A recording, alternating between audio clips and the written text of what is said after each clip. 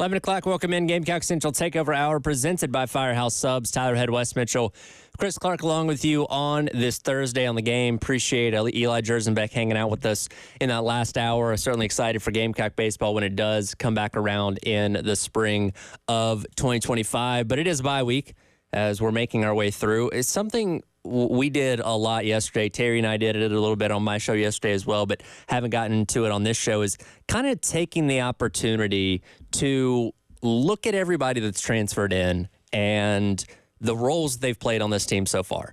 And when it comes to the transfer portal, some classes of transfer portal guys are going to hit better than the others. You look back a couple years ago where you had Spencer Rattler and Juice Wells, just to name a few, coming in, and those guys obviously made huge impacts on the 2022 season, and you would say that transfer portal class was pretty successful. Last year's a little bit more hit or miss, but when you look at just this first 4-game sample size, I mean, Kennard is tied for the league lead, or the nation lead in sacks with, 5.5.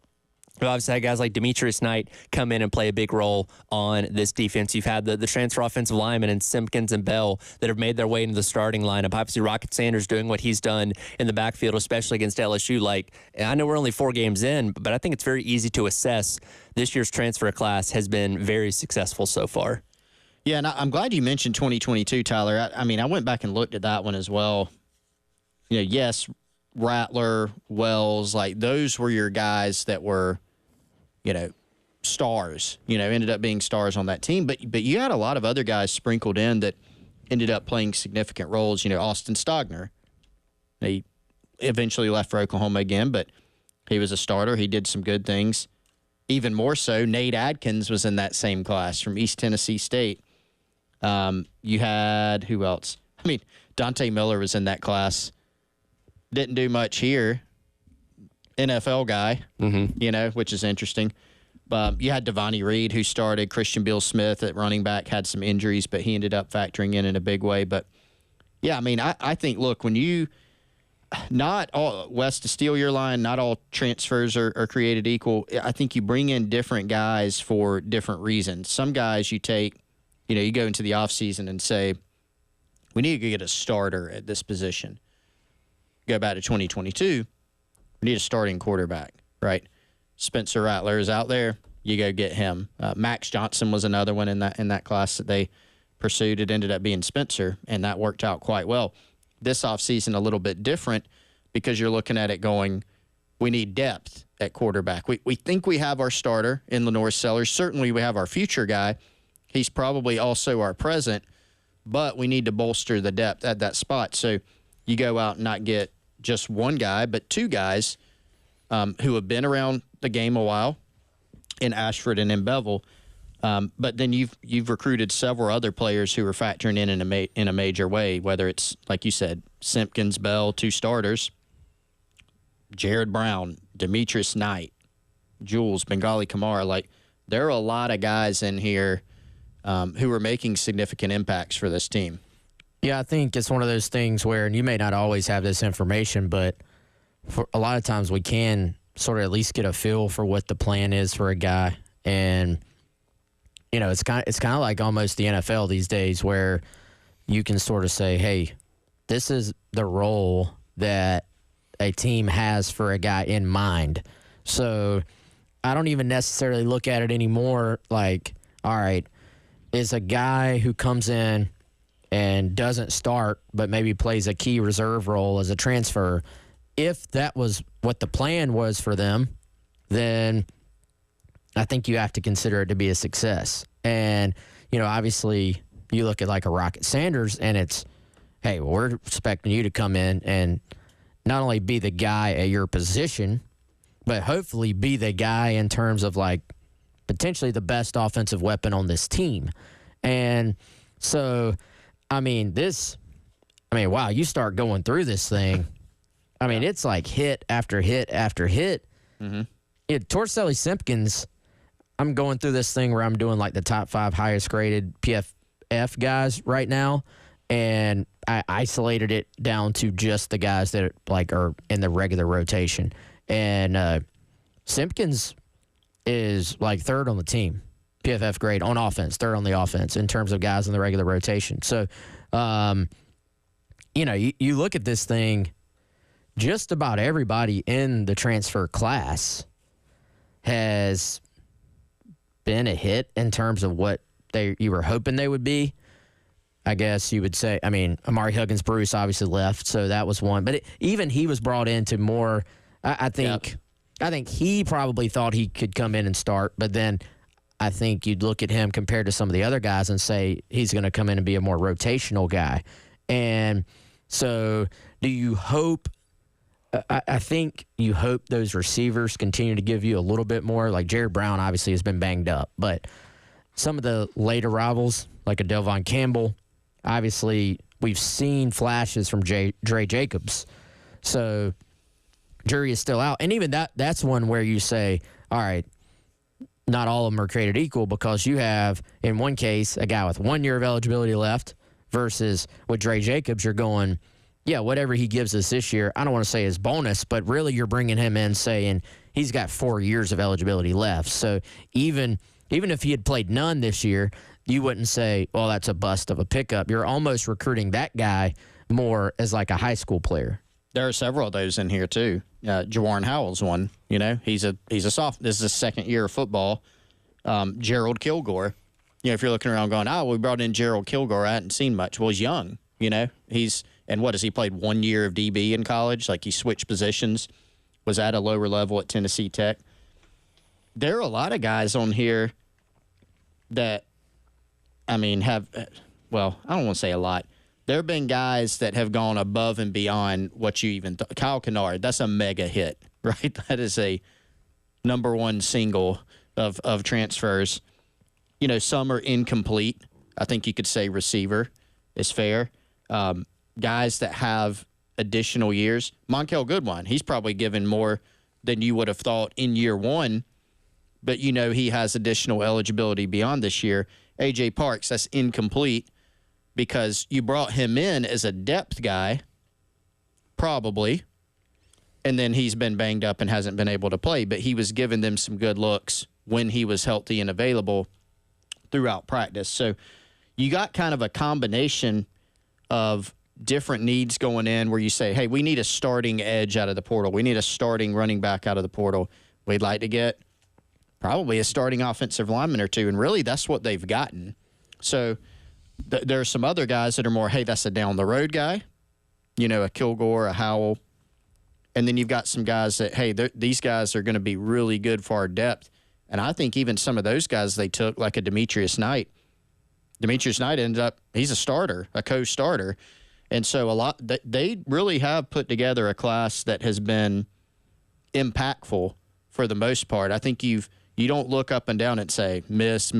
Like, you just don't see that in this class. Yeah, again, overall assessment, I think everything's been pretty positive. And you certainly are, apprehensive when you're having to rebuild entire rooms like you did with running back and wide receiver specifically. And again, the receiving part of it's still coming along, and we're only a couple games in. That's hopefully going to continue to improve. But the running back situation is night and day from where you were at a year ago. And outside of Rock getting banged up against Akron this past weekend, he was on track through 3 games to have over 1,000-yard season, which again would probably spell a lot of success for your team as a whole and your offense. So a lot of positives to take away after 1 month of the season from what these specifically transfer guys have been able to give you so far.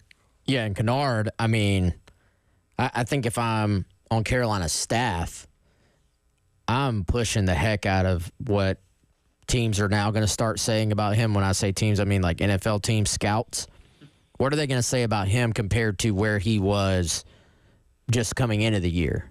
Like, I'm pushing the heck out of that in terms of, hey, he came to South Carolina. It's been 4 games, and he has skyrocketed up draft boards because, you're already talking about a guy that had shown those flashes and sort of had, I think at times you look at him, you say, wait, why wasn't he a little bit more productive?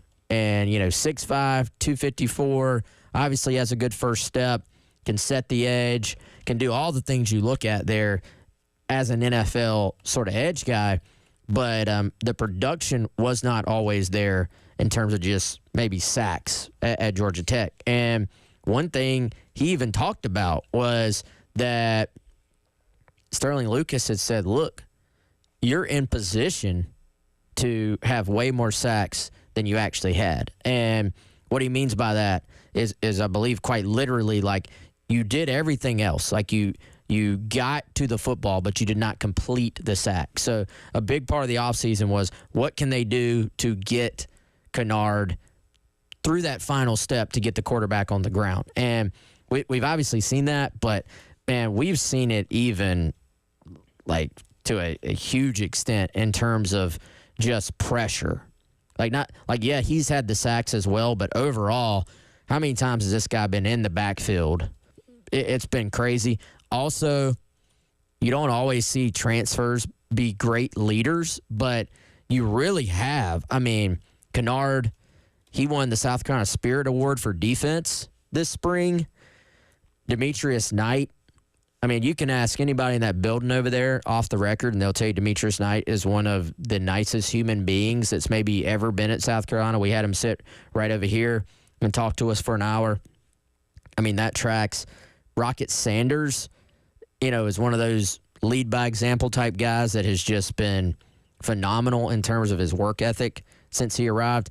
I'm sure I'm missing some guys, but I'm just naming some that jump off the page at you. They've gotten some great leadership quality guys in the portal class, which is not always necessarily what you expect when you're going with a heavy transfer class. I think this is one of the reasons why, and results still pending overall, right? But generally, I think people have been encouraged through 4 games by what they've seen from this team as far as some, defensively, the improvement. Yeah, he lost the LSU game. Very competitive game against a good team, right? Destroy Kentucky on the road, which people loved. This team is very experienced at a lot of spots. Now, they have youth at quarterback, left tackle. There are questions on this team. There's youth in some spots. But generally, like especially on the defense, you go up and down the roster, there are guys that have played a lot of ball. And you look at any coach across any sport in the college game, and when you have to play teams that have that much experience, that really matters. So they have brought in a good mix of guys, and I think it matters the type of guys that they've brought in because they brought in good players. That's important. But guys that have experience, and guys that, as you said, Wes, have those leadership qualities. So, and guys that, have some hunger to them. So it's a really good group of guys that have integrated well into this team. And I think that's paid off so far for them this year. Well, I certainly hope to see those guys continue to be successful as you navigate through the other 2/3 of the regular season. Coming up next, just like we were yesterday, by Pete Limbo, set to be joined by now head coach of the Murray State Racers, former South Carolina assistant coach Jody Wright, set to join us on the other side. It is the Gamecock Central Takeover Hour presented by Firehouse Subs here on the game.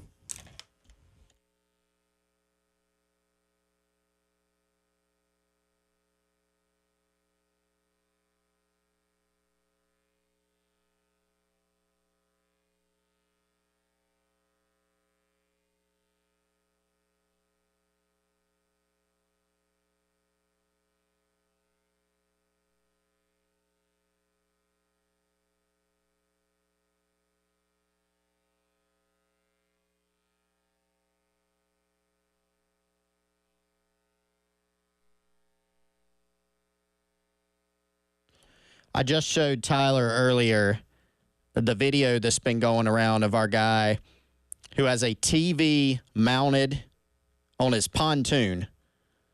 Have you seen this, Wes? Wes has not seen it yet. I'll show you during the break. Got a TV mounted on the pontoon. And I asked my guy, Michael Getty from Integrated Media, I said, Michael, can you do this? And he said, actually, I can, if you really wanted to do that, because here's the 2 points he made. I mean, they can mount a TV about anywhere. And then number 2, they can put Starlink on your boat. How cool is that? Or anywhere that you want it. So you can watch the game while you're out on the water. Wouldn't recommend that today, but if you got that in mind, integratedmediainc.com or 803-948-8327.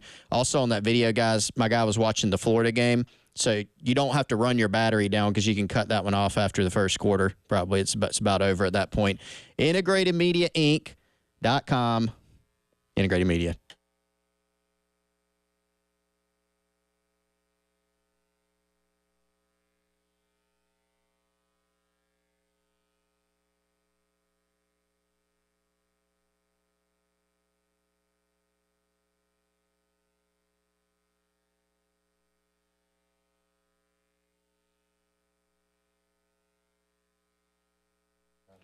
All right, let me tell you about our friends over at Firehouse Subs. Perfect day for a hot, melty sub. They do have cold subs, by the way, if you want. But if you want a hot sub, they've got all of your Firehouse Subs favorites over there. Brisket, add bacon. The brisket is on the menu. You can just ask them to add the bacon. The turkey bacon ranch, which is Tyler's favorite. One of my classics, the New York Steamer. FirehouseSubs.com. 14 locations all around the Midlands and growing. So no matter where you are in the Midlands, there's a Firehouse Subs close to you. FirehouseSubs.com. Easiest way, in my opinion, to order. Use the Rapid Rescue to go. Download the Firehouse Subs app. Free account that can earn you rewards on future purchases. It'll be waiting on you in the store. FirehouseSubs.com or the Firehouse Subs app.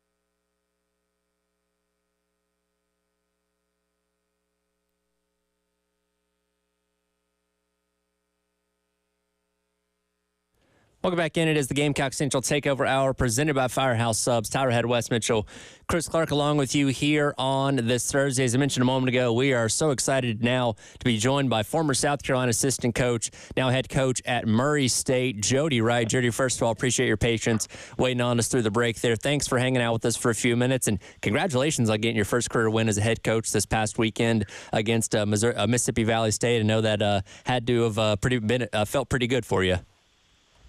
Oh, appreciate it, guys. Thank y'all for having me on today. So it's an honor, and yes, we were very excited. Staff did a great job. I was proud to get the win. Glad they didn't run Jerry Rice out there. I was missing for the game. I was like, I hope there's no kids running out of Mississippi Valley's locker room last name Rice. We better double cover them. But I was glad to get our first win, and we got a big one this week versus North Dakota. So we got to go up there, but we're excited for the challenge. Jody, it's Wes. Great to hear from you, man. We really miss you here in Columbia. Hopefully you miss us as much as we miss you, man. But I know you got your own thing going on there and running your own program. Open-ended question, but what has maybe been the biggest adjustment for you just going from sitting in the assistant role to running every single aspect of a college football program? Yeah, it's been some challenges, but it's been fun. I guess the biggest difference is not, out there every day trying to, I try to go around to each position rooms. I thought that was one thing Coach Beamer did a great job of, sitting in special teams meetings and going around trying to help each position room or get in the way mostly probably. But that's been fun. And, it's the weird part's probably doing the schedule and saying, hey, man, God, it'd be nice to have practice cut a little short things. So, man, I get to decide that. So that's been neat, but it's probably, not that big of an adjustment as I thought it was going to be. I tried to take something from every head coach I'd worked for and learned and apply it. So it's been pretty smooth for the most part. Jody, Chris Clark here. Thanks for taking time. Chris, how you doing, man? Doing well. Thanks for joining us. Appreciate you. So you have, aside from yourself, you have some other Gamecock ties on your staff there that you took with you over to Murray, and wanted to give you a chance to just give us some thoughts on some of your young coaches that you've hired on there, how they're doing. You just shouted them out for their work in one of the games recently. Yeah, it's been great. I wish we could have had a live feed. We were watching the Kentucky game before. It's probably why we didn't play too good against Butler. We were jumping up and down. Zeb Nolan, former quarterback, and Jalen Dickerson, a former DB, and Tyler Zielinski, of course, was Coach Limbo's assistant. And then we also have Eli Johnson, who is Ellis Johnson's son, as our offensive graduate assistant. So I know I got a Gamecock helmet in my office. I think there's about 4 or 5 Gamecock helmets running around the Murray State football facility. So we got Gamecock helmets and Gamecock stuff everywhere here. So we're kind of like the South Carolina of the West, I guess you could say. Again, talking to former South Carolina assistant, now head coach at Murray State, Jody Wright. And, speaking of keeping your eyes on what Carolina's been doing this year, well, we've all been very pleased with what Michael Smith has done so far. And I'm sure you've kept a really close eye on those tight ends and were involved in his recruiting process. Is there any surprise to you that he's come in and made such a big impact right away for this team? I knew he would. He's a very talented player and, great family. And so excited that he was able to get there as a freshman. After I took this job, I'd try to call in and check on him every week, making sure he was staying on top of his grades to get eligible and everything.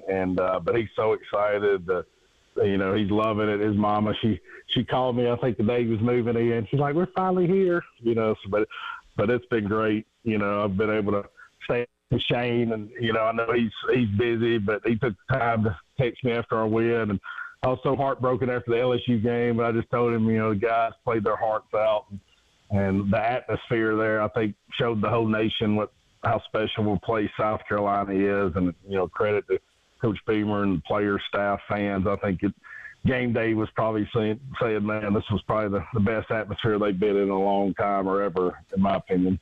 So, Jody, lots of Gamecock fans. We actually had Pete Limbo on yesterday, so we were talking about how lots of Gamecock fans have been paying attention to what he's doing at Buffalo, watching you at Murray, and just pulling for you guys here, man. So what can you tell us? I'm looking now. We got North Dakota this week, 1 o'clock. ESPN Plus, if you're listening out there and you want to watch early in the day, what can you tell us just in terms of like previewing this matchup for Saturday?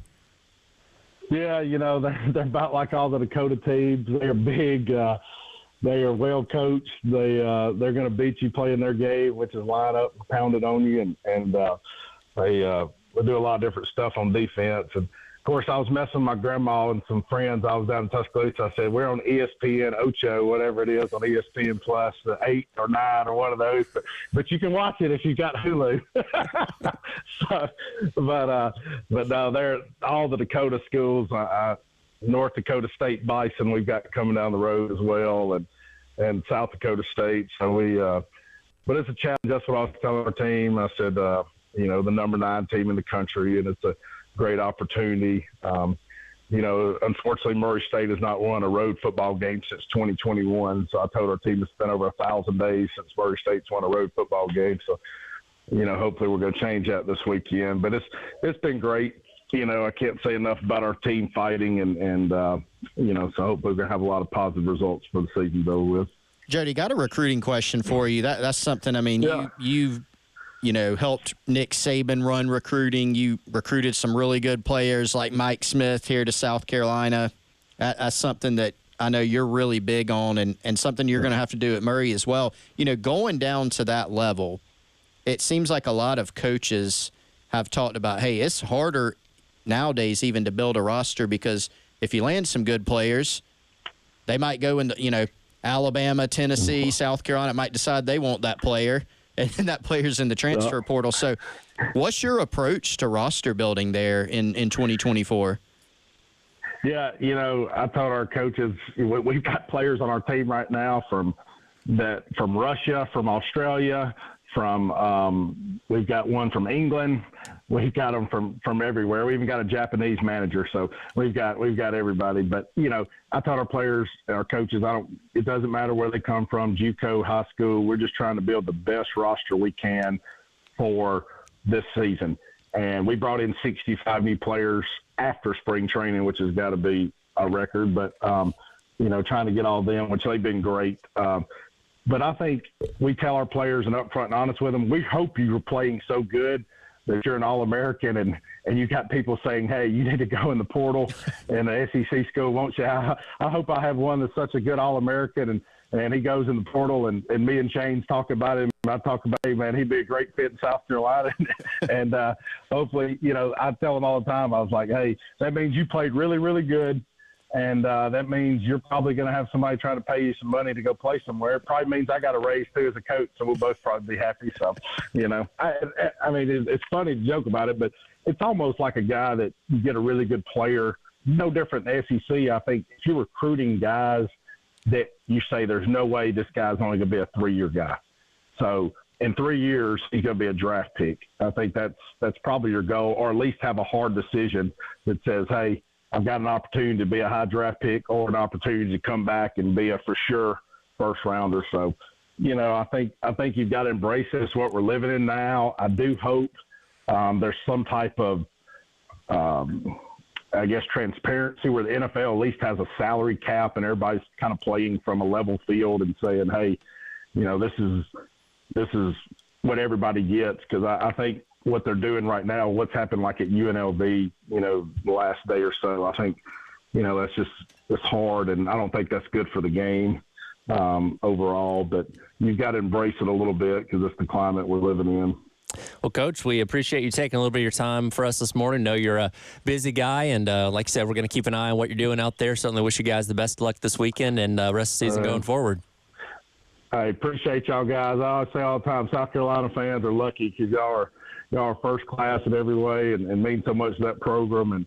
And thank y'all for everything y'all do. And we're definitely going to be, if you guys are listening, we definitely need some South Carolina players. I know we've offered a lot of high school guys from there, but we'd love to get some down here at Murray. But appreciate y'all, and go Racers and go Gamecocks. Absolutely. Appreciate it, Coach. We'll continue Thank you, on Jody. The Gamecock Central Takeover Hour presented by Firehouse Subs on your Thursday here on the game.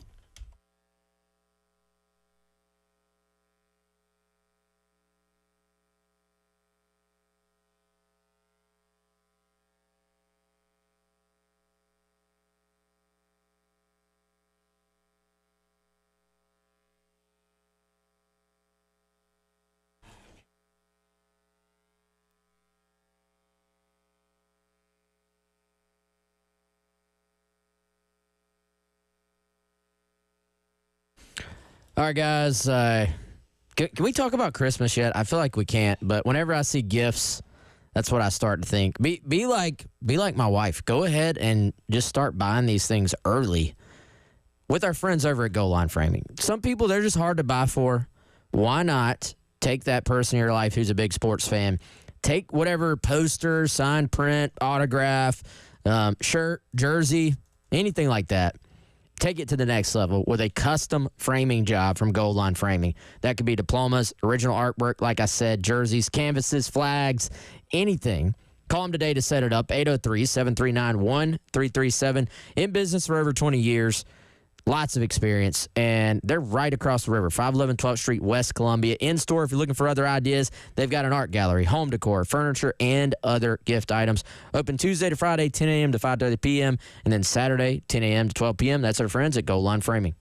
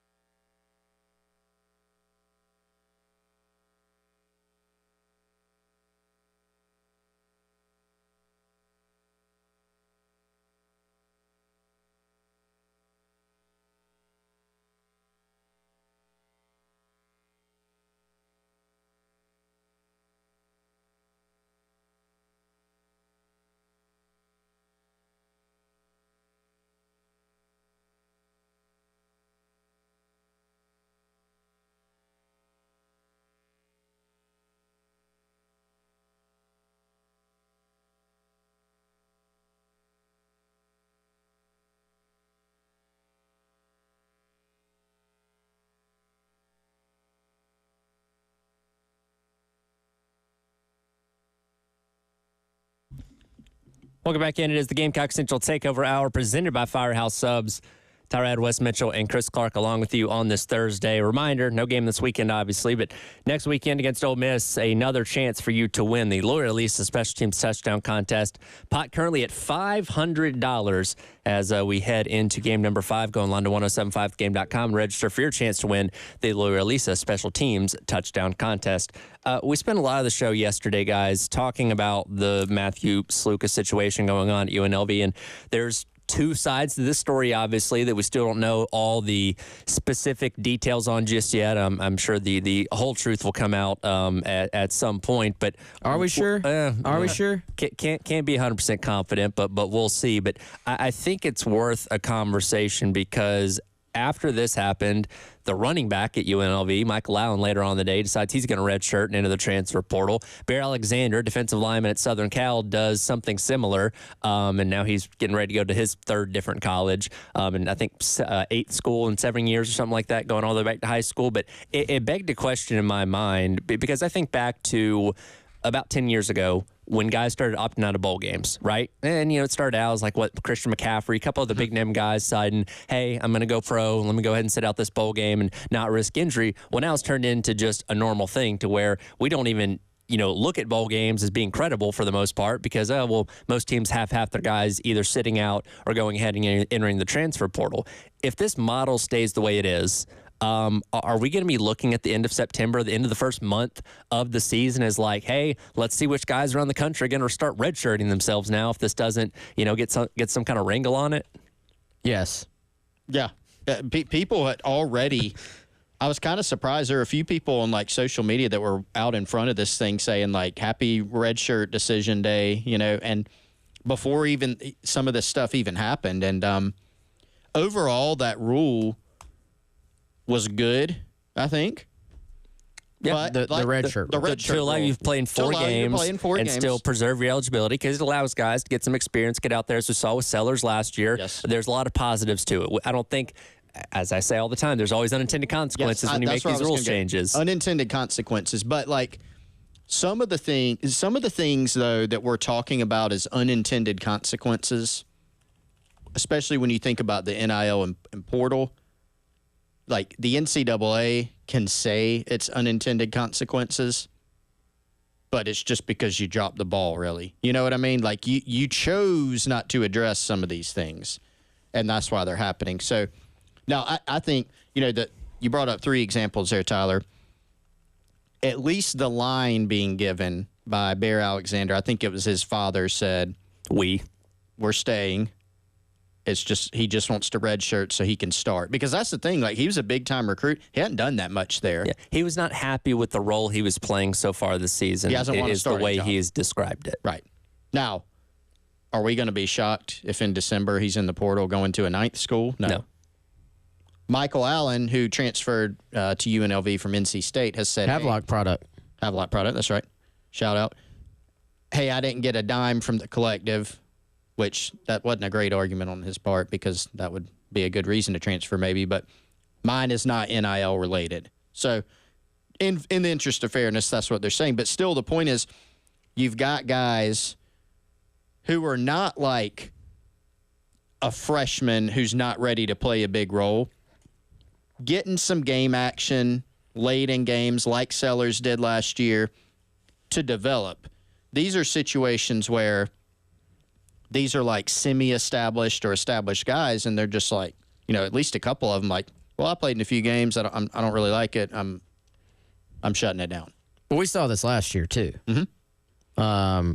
I mean, depending on who you ask, there's this South Carolina player, defensive lineman, that was a freshman that didn't want to go on a road trip, and then wants to redshirt and then transfers. So MJ Morris in NC State last year, the quarterback, I mean, they were 3-1 and had beaten Clemson in Miami.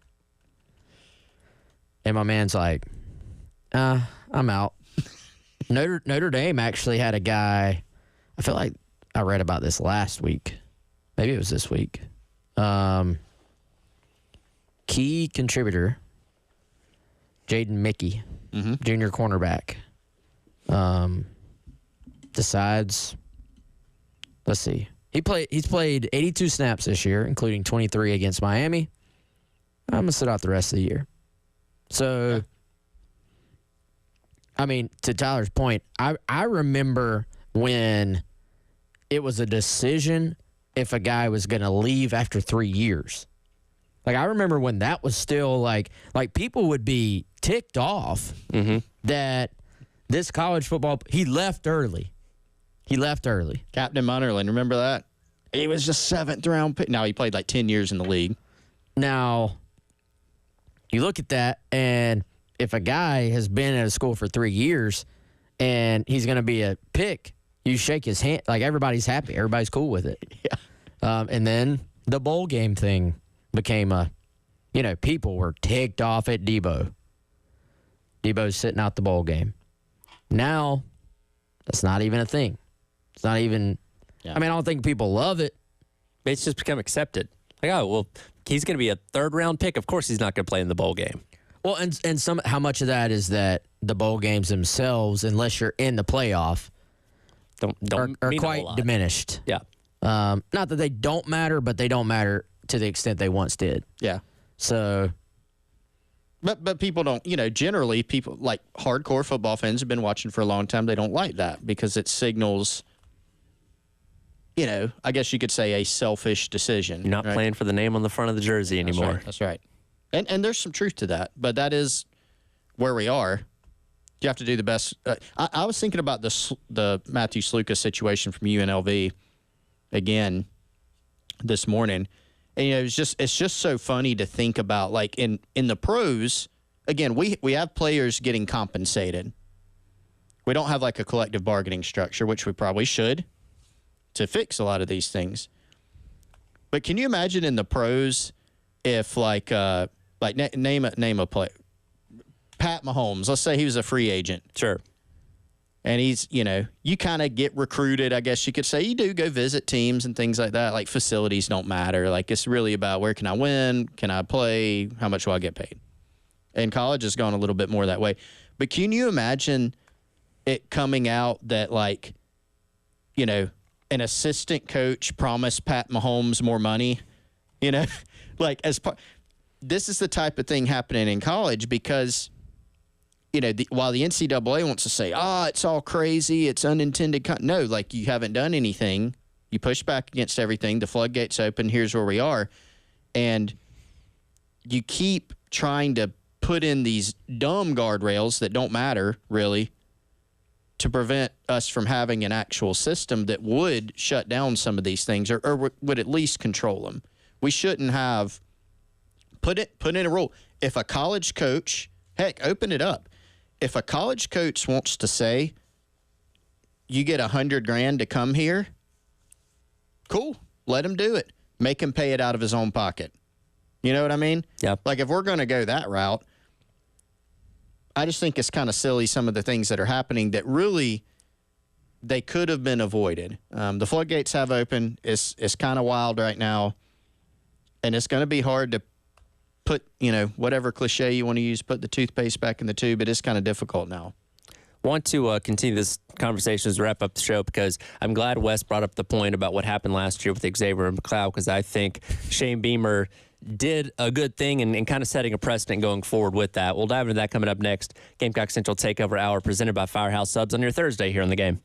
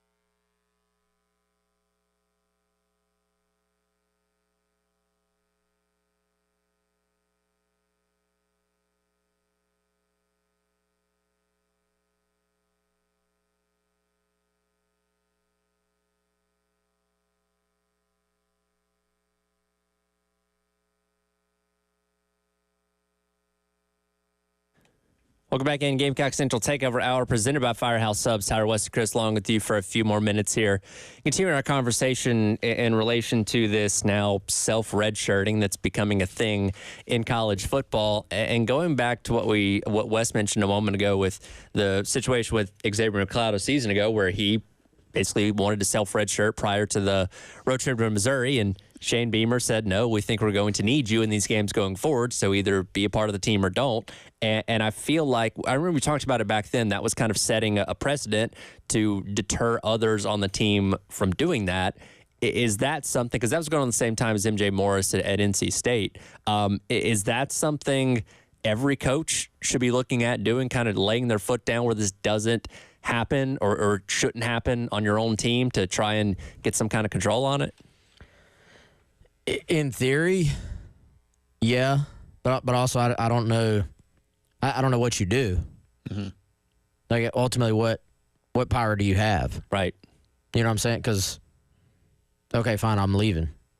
Yeah, so like a guy quitting the team, basically. Yeah, you're either, you you can kick a guy off the team, but they're still gone. So, like MJ, obviously, he at the time I believe tried to pretend that didn't mean he was transferring. Right? Am I remembering that right? I think so. We're doing really well, and I'm starting, but I just need a little more time to develop here. And then goes to where's he at? Maryland. Maryland. Yeah, kind of weird. What was the deal with the Houston? Remember the Houston quarterback that did this? Was it De'Aaron King? Yeah. Yeah, he did it too. I have a term, Tyler, we'll coin for this. Okay. It kind of steals yours. The self-shirt. Self-shirt. Okay, I like that. Yep. The self-shirt. But yeah, I mean, to try to answer a question, yeah, you would love to do whatever you can as a coach to keep that from happening. But what do you actually?